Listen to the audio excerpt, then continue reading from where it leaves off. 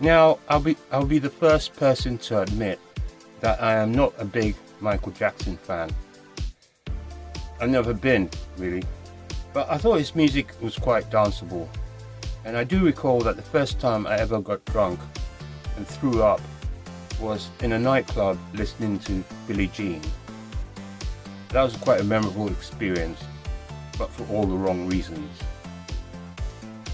But I'm going to try and recall from memory some of the major controversies that surrounded his career that I recall growing up, watching TV and listening to his music and all the stuff that happened on the news. Now, one of the major controversies that surrounded Michael Jackson, a lot of people tend to forget, is that his sexuality was questioned quite a lot. People assumed that he was gay because of his effeminate nature and his dancing, which was considered somewhat flamboyant for the time.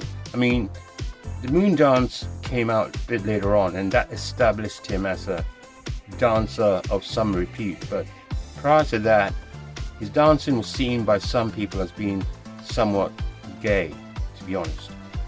Now, another controversy I recall that, blighted his career was obviously the plastic surgery controversy. Because back in the 1970s, Michael Jackson was obviously dark-skinned with afro hair. But by the time he released the album Thriller, he started to look a lot more mixed race. His skin was lighter and his hair was more permed. And so we noticed a marked difference in his appearance, and a lot of people made fun of it. They thought it was sort of funny, the way he transitioned through plastic surgery, and that was when he released the album Thriller. So the album was so good that it sort of, diminished the whole appearance thing, the whole plastic surgery thing. People tended to overlook it because the album was so good and it captured the public's imagination. So another controversy was his llama. He had this llama that he used to take with him everywhere, and apparently it helped.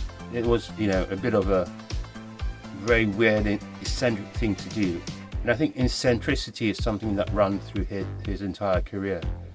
And not to mention the chimpanzee that he kept called Bubbles, which turned out to be somewhat feral. I think it attacked a couple of people, so it had to be,